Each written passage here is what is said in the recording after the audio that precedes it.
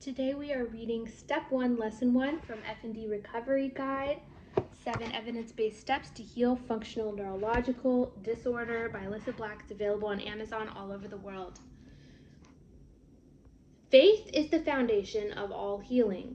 Explanation. Faith is the currency of the universe because faith forms your thoughts, and thoughts create things. This is why emotional and verbal abuse is so damaging. Over time, false beliefs seep into your sense of identity, damaging your faith in yourself. It's important that you resist these negative influences. Speak positive truths to yourself.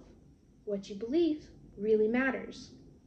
Thoughts create your brain pathways, which need to be healed in mystery conditions like FND and PTSD. And repeated thoughts create bigger pathways, more likely to be used out of habit when your nervous system gets triggered into fight or flight. When the brain goes haywire, these habitually taken pathways direct your body to exhibit the very symptoms that you don't want. In order to get rid of the symptoms, logically we have to work backwards, and work backwards is in bold. Think with me for a second. 1. To get rid of symptoms, you need to change your brain pathways. 2. But to change your brain pathways, you have to change your habits. 3. To change your habits, you first have to change your thoughts. 4. And if you're going to change your thoughts, you need to evaluate your core beliefs, your faith. If you don't believe me, put down this book right now and go research the science of neuroplasticity. And when you are done researching, you'll be back to finish reading this book because the science backs me up. What do you believe? In my opinion, true restoration begins by aligning yourself with the God of the Bible. My Bible tells me the fear of the Lord is the beginning of wisdom. Proverbs 9:10, God gives wisdom to those who ask in faith without doubt. James 1:5-6, wisdom is essential in navigating complex illnesses that medicine doesn't fully understand, but we will discuss wisdom more in another lesson. Even if you disagree with me about Christianity, the point of this lesson, faith is the foundation of everything, is that what you believe matters to your healing process. Whether you have faith in the God of the Bible or not, you have faith in something. You believe the chair you are sitting in is going to hold you up, or you wouldn't have sat in it, and you believe a host of other things. It's time to re-examine all your core beliefs, everything you have faith in. You need to know confidently what you believe and why about everything important. Because if you start with a wishy-washy foundation, there's no way you can build a proper house that will last long-term. If you want to build long-term, you have to start with a firm foundation that genuinely aligns with fundamental, universal truths. From this alignment, trust in the healing power of your body, believing that it is designed to heal itself if you give it the right support.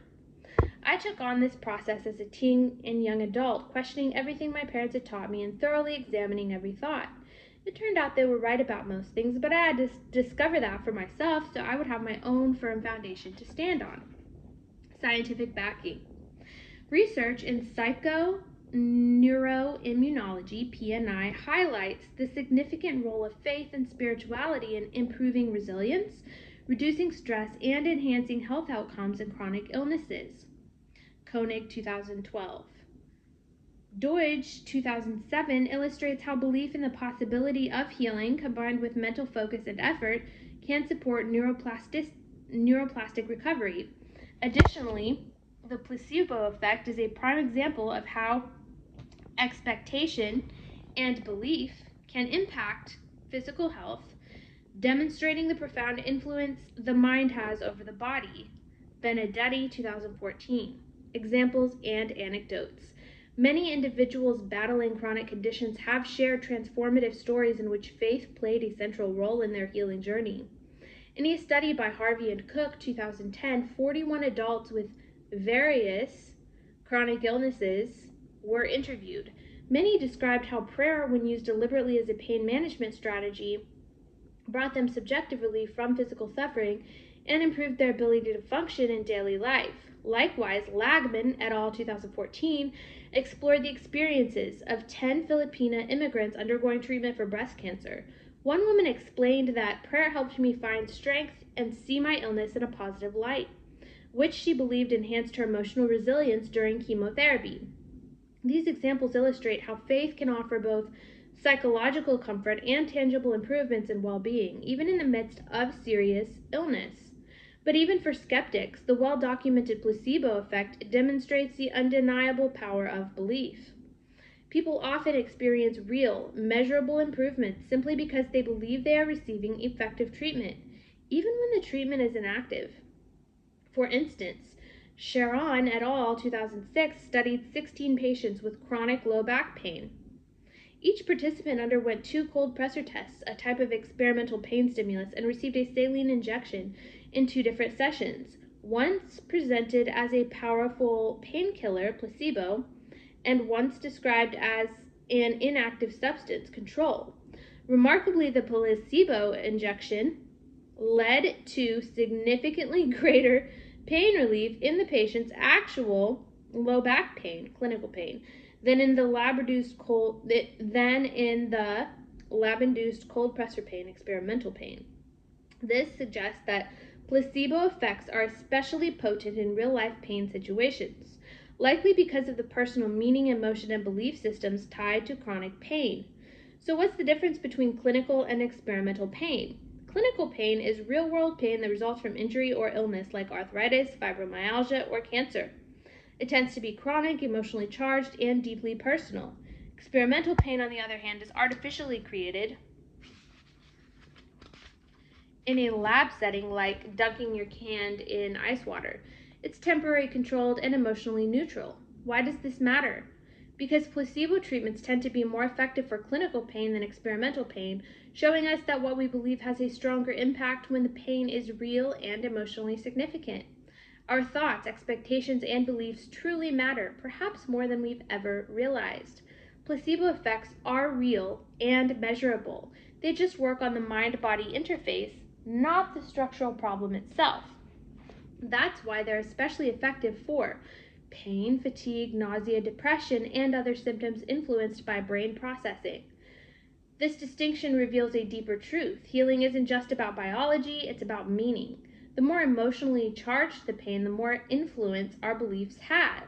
Whether it's faith in God, the body's design, or simply the possibility of healing, what you believe shapes your reality. And science is finally catching up to that ancient truth. Actionable advice/exercise. And we'll skip over that. If you want it, you can grab the book on Amazon all over the world. We're going to skip down to reversal when this lesson might not apply. Faith without action can lead to stagnation. True healing requires both trust in God and the willingness to take steps toward restoration, whether through medical care, lifestyle changes, or new knowledge. Faith is the foundation, but action builds upon it. So F&D Recovery Guide is a 2-book series. This is Volume 1. Volume 2 drops at the end of October 2025. And it contains a 7-step method for healing F&D, but it's broken down even further than that. Each step has 7 lessons, similar to the one that we just read. That was one of the lessons. And it's laid out in a way that should help to make sense to you and help you to be able to apply these lessons to your unique situation. If you have F&D, I highly recommend it. In addition to these lessons, there's also a couple of keys to healing that are really important that you can find in this book series. It's taken me such a long time to write, and I'm hoping to help people so they don't have to suffer the way that I did.